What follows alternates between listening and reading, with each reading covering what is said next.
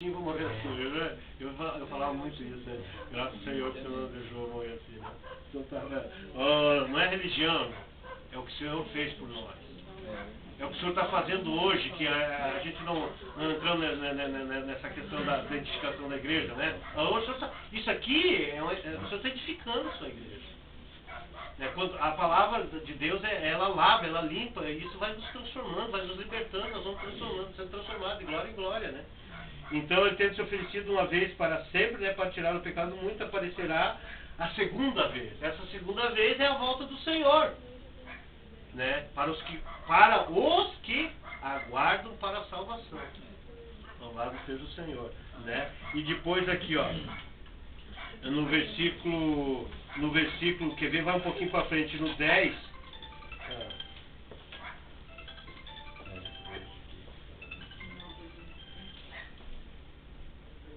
No 10:10 primeiro, irmão. Hebreus 10:10, quer ver? Os irmãos leem ali, ó. 10:10 de Hebreus assim: nessa vontade é que temos sido santificados mediante a oferta do corpo de Jesus Cristo, uma vez por todas. Uma vez por todas. Então nós temos sido santificados, né, mediante a oferta do corpo de Jesus Cristo, uma vez por todas. E depois aqui, ó, vamos ler o 11 e o 12 aqui, só para os irmãos verem aqui, ó. E diz assim, ó: ora, todo sacerdote se apresenta dia após dia a exercer o serviço sagrado e oferecer muitas vezes o mesmo sacrifício, que nunca jamais podem remover pecados. Jesus, porém, tendo se oferecido para sempre o único sacrifício pelos pecados, assentou-se à destra de Deus. Entendeu? Um único sacrifício pelos pecados, assentou-se à destra de Deus. Louvado seja o Senhor. Amém? E no versículo 14 do mesmo capítulo ele diz assim, ó: porque com uma única oferta aperfeiçoou para sempre quanto estão sendo santificados. Como uma única oferta, né? Ele aperfeiçoou para sempre. Uma única oferta. Então a obra do Senhor Jesus, ela foi uma só. Acabou, está feito, está consumado, está realizado, está tudo feito. Agora é como a gente falou, né? Está aí uma bandeja só para nós degustar, né? Só para nós degustar. Aí vem a questão do ato de crer, o ato da fé, o ato de abrir o coração e receber. Caso contrário, tudo isso aqui que o Senhor fez não tem nada a ver comigo. Nada a ver conosco. Né? Mas graças ao Senhor nós não somos essas pessoas, né? Senhor Jesus, louvado seja o Senhor. Né? Amém? Não sei se os irmãos conseguiram entender. Essa é a eficácia da morte do Senhor Jesus. Né? Destruiu Satanás, morreu por nós, foi entregue por nós, a sua morte teve o poder de destruir Satanás, entendeu? Quer dizer, é uma morte toda inclusiva, né? Ela teve um propósito. Ela teve um propósito, é uma morte. A morte é para tratar coisas negativas, as coisas negativas. Romanos 6:6, por favor. Aí a gente pode dizer assim, mas eu não sinto isso. Não é o que eu sinto. O que vale é o que Deus fez e falou. Não é o meu sentimento. Irmãos, e outra coisa, vou dizer uma coisa para vocês: sentimento não é fé. Nós confundimos muito a fé com sentimento. Nós achamos que fé, você precisa sentir alguma coisa. Fé é simplesmente. Paulo fala assim: eu criei, por isso eu falo. Fé não precisa sentir nada. Fé, você abre a boca e confessa. Acabou. Fé não se explica. Né? E aqui Romanos 6:6, o que fala? Aqui Romanos 6:6, o que fala aqui, ó? Olha aqui, ó. Sabendo isto, Romanos 6:6. Sabendo isto, que foi crucificado com ele nosso velho homem, para que o corpo do pecado seja destruído e não sirvamos mais pecado como escravo. Porquanto quem morreu está justificado do pecado. Foi crucificado, verbo passado, já aconteceu. a morte do Senhor Jesus, nós estávamos lá. Foi crucificado com ele o nosso velho homem. Mas e agora, no dia a dia, quanto ainda eu vivo no meu velho homem, não é assim? Isso aqui já é um fato consumado. Por exemplo, nós lemos Hebreus 2,14, não diz assim, ó, que o Senhor Jesus na sua morte destruiu aquele que tem o poder da morte sobre o diabo, e o diabo não está aí, né? Mas é um fato, já aconteceu. Ou nós cremos no que Deus fez e falou, ou não cremos. Aqui fala que foi crucificado. Se foi, foi e acabou. Agora, eu vou dizer para Deus, não, Deus, não foi. Não foi. A palavra está errada, o que o Senhor fez não é real, entendeu? Então eu sou um ateu, eu não estou crendo, né? E foi crucificado com ele o nosso velho homem, para que o corpo do pecado seja destruído e não sirvamos o pecado como escravo. Porquanto quem morreu está justificado do pecado. Senhor Jesus. Quem morreu está justificado do pecado. Irmão, porque pecado, nós temos que separar na Bíblia, pecado relacionado à pessoa, pecados às atitudes da pessoa. São duas coisas diferentes. As atitudes nossas nós pecamos toda hora. Mas foi destruída a fonte. Deus foi lá e tratou com a fonte o pecado, que é o nosso velho homem. Por que na eternidade todos nós seremos um novo homem? Porque já está tudo consumado. Se Deus não viesse e realizasse tudo isso em favor da humanidade, jamais Deus teria êxito de um dia ter a sua expressão por toda a eternidade com o novo céu, nova terra, nova Jerusalém, que é o ajuntamento do seu povo todas as eras. Entendeu? Então o Senhor já realizou tudo. Até o meu velho homem foi crucificado. Então quando hoje eu vivo no Espírito, eu experimento dessa crucificação do meu velho homem. Ali aonde eu vivo a realidade do novo homem e ali aonde não há pecado. Lembra que o Fernando perguntou aquele dia, né, irmão André? Mas como que lá 1 João está falando que é nascido de Deus não peca? E como que eu peco? Mas o que é nascido de Deus? O Espírito. Nosso Espírito não peca, irmão. Entendeu? Que nasceu de Deus o nosso Espírito. Não peca. O nosso corpo é pecaminoso, entendeu? E agora, mas nós podemos não mais servir o pecado como escravo, porque o Senhor foi à fonte e destruiu a fonte, que é o velho homem. Aqui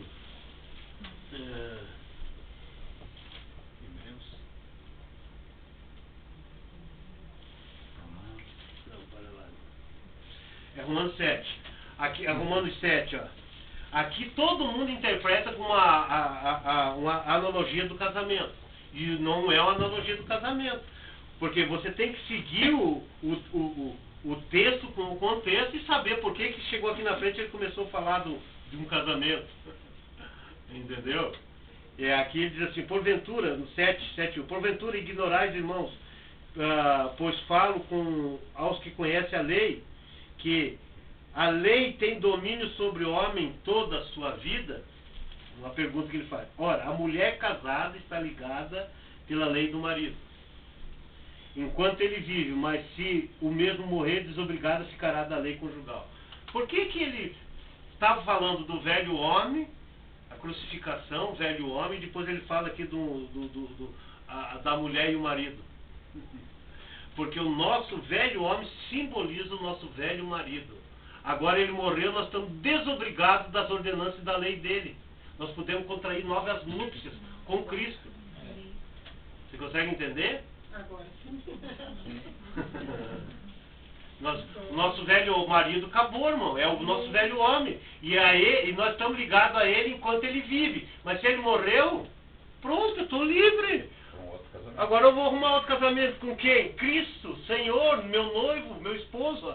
Você entendeu? Porque desobrigado está da lei do marido. Então Paulo, entendeu? Você tem que ler todo o texto e não. Agora o Paulo está falando uma coisa e de repente vai falar de um casamento, né? Não é nada disso, né, irmão? Louvado seja o Senhor. Se você ler todo o texto aqui, você vai entender, né? Então nós estamos desobrigados da lei do velho marido, do velho homem, da velha natureza. Entendeu? Lembra que Paulo fala em Efésios 2, 19, 20? Eu estou crucificado com Cristo, logo não sou eu que vive, esse eu que vive é o velho homem. Eu estou crucificado, quer dizer que se eu fui crucificado, se eu estou crucificado, então agora eu não sou mais eu que vivo. Não é mais o meu velho homem. Agora é Cristo que vive em mim. Eu contraí novas núpcias. É Cristo que vive em mim. Um novo homem. Entendeu? Aí ele diz assim, e o viver que agora eu vivo na minha carne, eu vivo pela fé no Filho de Deus que me amou e assim se entregou por mim. Então ele fala do eu antes e do eu depois. O eu velho homem, agora o novo homem, o novo eu. Unido a Cristo. Unido a Cristo. Foi isso que a eficácia da morte do Senhor fez a nosso favor, irmão. Levou o fim, o nosso velho homem, a nossa velha natureza. Então nós não precisamos mais servir, está obrigado à ordenança do velho marido. E o velho marido manda você fazer tudo que não deve. Porque o nosso velho homem é a fonte. A fonte nossa é o pecado. Entendeu, irmão? Graças a Deus, tudo isso é um fato consumado. Tudo isso aí é algo que o Senhor já realizou a nosso favor. Mas nós somos muito míope, né? Espiritualmente nós somos míope, irmão. Somos cegos mesmo. Entendeu? E não conseguimos ver que o que o Senhor realizou por nós é... Por isso que o apóstolo Paulo, o escritor aos Hebreus, claro que foi Paulo, capítulo 2, ele fala assim, né? Que não devemos negligenciar. Quer ver, irmão? Hebreus 2. Ó. 2, ó.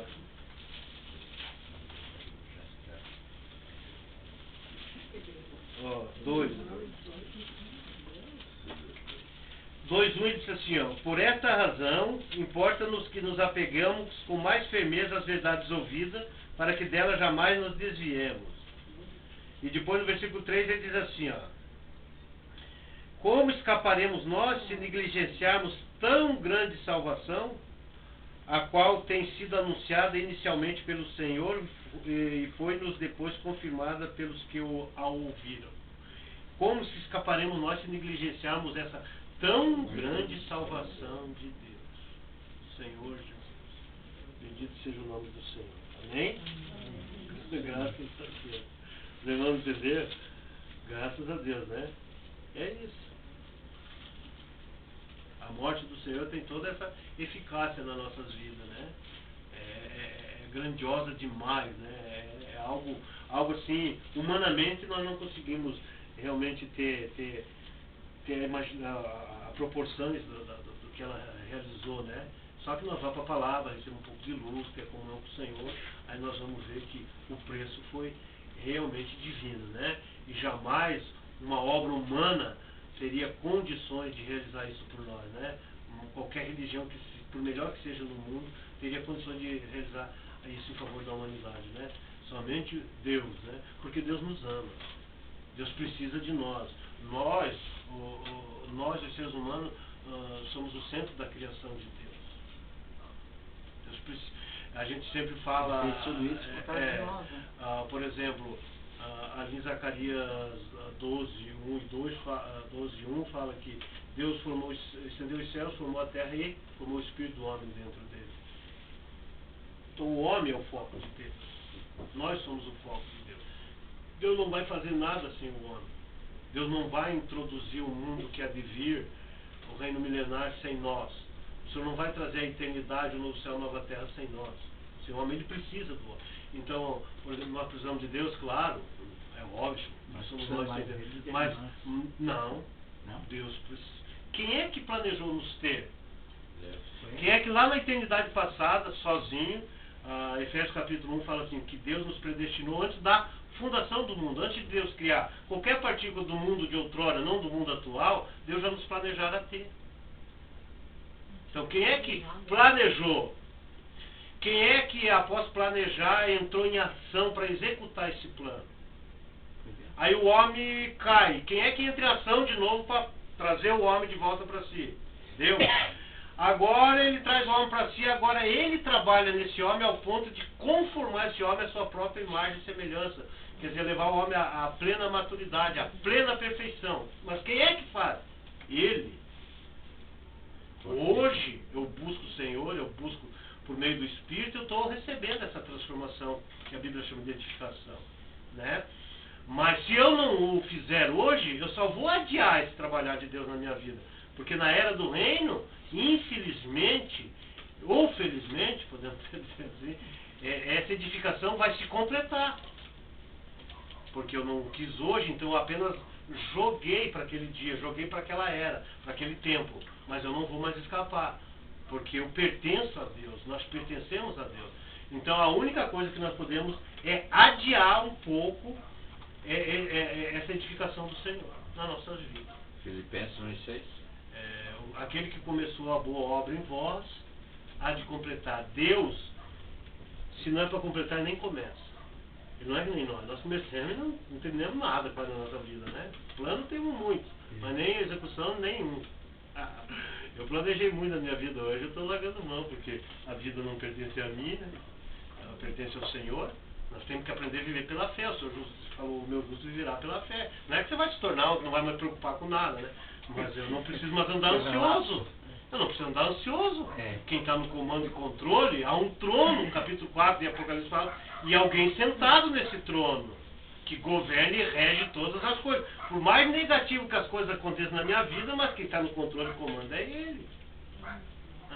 Entendeu? Então eu não preciso estar preocupado, né? E essa preocupação, aos poucos, ela vai caindo da gente mesmo, irmão. Eu estou falando uma coisa que não é porque a Bíblia diz, mas porque eu, aos poucos, eu aprendi a experimentar isso. Porque eu era um caminhão de ansiedade. Claro que ainda tem o tabernáculo terreno, mas quando vem, lançai sobre ele as vossas ansiedades, Pedro fala que ele tem cuidado de vós. Senhor, não vou conseguir resolver isso. E então, toma isso. Ó Senhor Jesus. Entendeu? Vai chegando o fim do mês, vai chegando as contas, todos nós temos isso. Mas eu vou. Senhor Jesus, está nas suas mãos. Não posso fazer nada em relação a isso. Se eu tenho, se eu não tenho, não tenho. Amém. Jesus é o Senhor. Entendeu? E quando nós começamos a experimentar, isso é a verdadeira libertação. Isso é o verdadeiro poder de Deus nas nossas vidas. É que nem diz o Wesley lá, né? Bater no teu carro, você chegar lá e dizer obrigado, Senhor. Né? Oh, Senhor Jesus. Entendeu? Esse é o verdadeiro poder do Evangelho. Deus do cara lá, velho. Ele que bateu, velho. Né? Graças ao Senhor. Né? Então o Senhor começou essa boa obra, irmão, o fim dela, você vê o fim dela, só você olhar Apocalipse 21 para frente. Você vai ver a edificação completa de Deus no seu povo no decorrer dos séculos. Lá está na eternidade todo mundo da mesma semelhança daquele que se assenta no trono, que é jaspe, que significa é uma pedra preciosíssima verde, que simboliza vida. Então Deus tem essa semelhança, porque Deus é vida. E a Nova Jerusalém tem essa mesma semelhança de jaspio, que significa que a composição, o ajuntamento de todo o povo de Deus na eternidade são iguais a Deus. Aí que se cumpre o que o Senhor Jesus falou em Mateus 7 e versículo 40 e 42, se não falha a memória, 46. Ele diz assim, sede perfeito como o vosso Pai Celeste é perfeito. Agora, como ser perfeito? Tentar imitar Deus não é tentar imitar Deus. É se autocontrolar? Não. É se cuidar? Não. Nada disso vai nos levar à perfeição. Somente pela vida e a natureza de Deus trabalhada em nós que nós nos tornaremos perfeitos como Deus é perfeito. Caso contrário, jamais essa perfeição viria. É a mesma coisa, por exemplo, você pega um cachorro e um gato. Aí você manda o cachorro fazer o que o gato faz. Você pode ensinar até exteriormente, ele pode até imitar. Mas ele nunca vai agir que nem o gato, porque ele não tem a vida do gato. Não sei se os irmãos conseguem entender. Não tem a natureza do gato. A natureza dele é diferente. No mesmo princípio, a nossa natureza humana é diferente da de Deus. Então não adianta tentar nós imitar Deus. Nós podemos até exteriormente ser piedosos, né? Fazer de conta, né? Mas, irmãos, então o que tem que fazer para que o cachorro haja como o gato? O gato teria que introduzir a vida dele dentro do cachorro. O cachorro passar a ter a natureza do gato. Aí o gato poderia viver, o cachorro poderia viver como o gato. Deixasse a dele de lado e tomasse a do gato. Quando ele ia estar miando, ia estar vivendo nem o gato. No mesmo princípio, Deus entrou em nós e vai nos levar à perfeição. Um dia nós seremos iguais a Deus. Não é imitar. Sede perfeito como o vosso Pai Celeste é perfeito. É um processo. Entrou a vida e a natureza de Deus em nós. E é por meio dessa vida e dessa natureza que nós vamos chegar à perfeição. O que é nascido de Deus.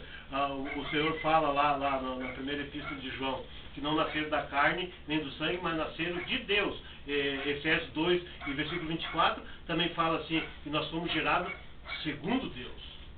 Agora nós temos a essência, a natureza de Deus, nós temos a divindade dentro de nós por meio da fé em Cristo Jesus.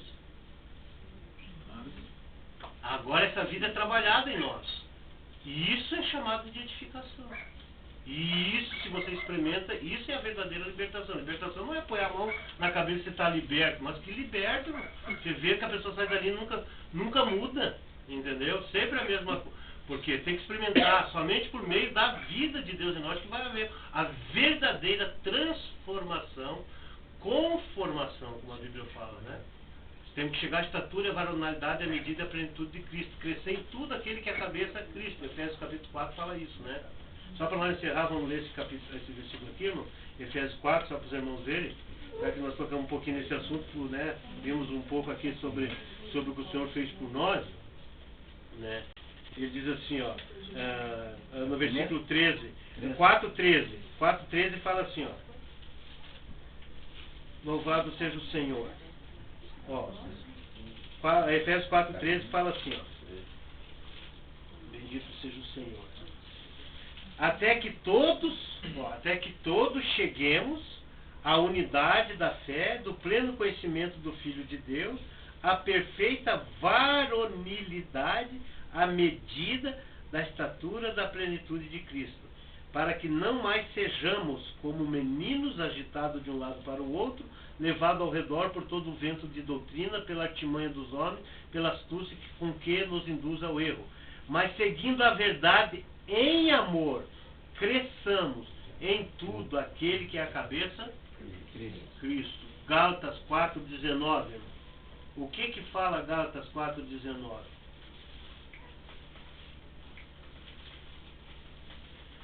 Louvado seja o Senhor.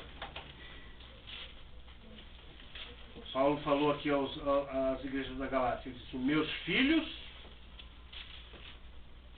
a quem de novo sofro dores de parto até ser Cristo formado em nós. Amém. Nossa vida espiritual não é que nem uma gestação de uma mulher. É gerado, vai crescendo até que se manifeste. Entendeu? Então nós nascemos de novo, agora vamos chegar à unidade da fé, à estatura de Cristo, à varonilidade, à perfeição. Vamos crescer em tudo, aquele que é a cabeça Cristo. Aí Cristo é formado em nós. Então aí nós teremos a expressão do Senhor. A expressão de Deus. Isso que Deus planejou lá na eternidade. Né? Agora o que o homem expressa hoje, o ser humano, que veio da carne caída? Satanás. Se quer ver Satanás, pessoas que querem ver Satanás querem, acho que precisa muito longe, só olhar para o homem. O que o Senhor Jesus falou para o Pedro lá, quando Jesus falou que ia subir a Jerusalém, se entregue à mão dos anciãos e morrer, de modo nenhum, né? A reda de Satanás. O Senhor chamou Pedro de Satanás, né? A reda, e um pouquinho antes o Pedro estava ali, né, recebendo uma revelação de Deus, que ele era o Filho do Deus vivo, né? Aí Jesus disse, não foi a carne e o sangue que revelou, mas sim o meu Pai, né? E daqui a pouco Pedro, entendeu, manifestou a carne do Pedro. E usou o lado bom. E usou o lado bom da alma dele ainda. E sempre nós precisamos estar atentos a essa questão também. É outra artimanha de Satanás. Lá no Éden, o que Deus proibiu? Não comerás do fruto da árvore do conhecimento do bem e do mal, do certo e do errado. É uma árvore, uma fonte com dois frutos, bem e mal. Então nós deixamos o que é mal, pegamos o que é bom e achamos que estamos servindo a Deus. Nós precisamos mudar de árvore, tem que ir para a árvore da vida, que é Deus. O Senhor mandou que ele podia ser da árvore da vida, receberia Deus. Então não é eu viver pelo certo e o errado. Então o homem pode deixar o que é errado de lado e pegar o que é certo, mas não vai a Deus. E aí, o que adiantou? Entendeu? É outra artimanha de Satanás. E aí é muito difícil de nós entender esse assunto e ver, entendeu? Porque nós temos uma tradição tão grande na nossa vida que se eu fizer as coisas corretas, Deus está satisfeito. Deus está satisfeito se eu for colocado em Cristo. Caso contrário, não, nada vale. Louvado seja o Senhor. Amém. Deus nos perdoa em Cristo, nos aceita em Cristo, nos edifica em Cristo. É tudo por meio do Senhor. Se nós tirar Jesus, acabou o universo. Amém.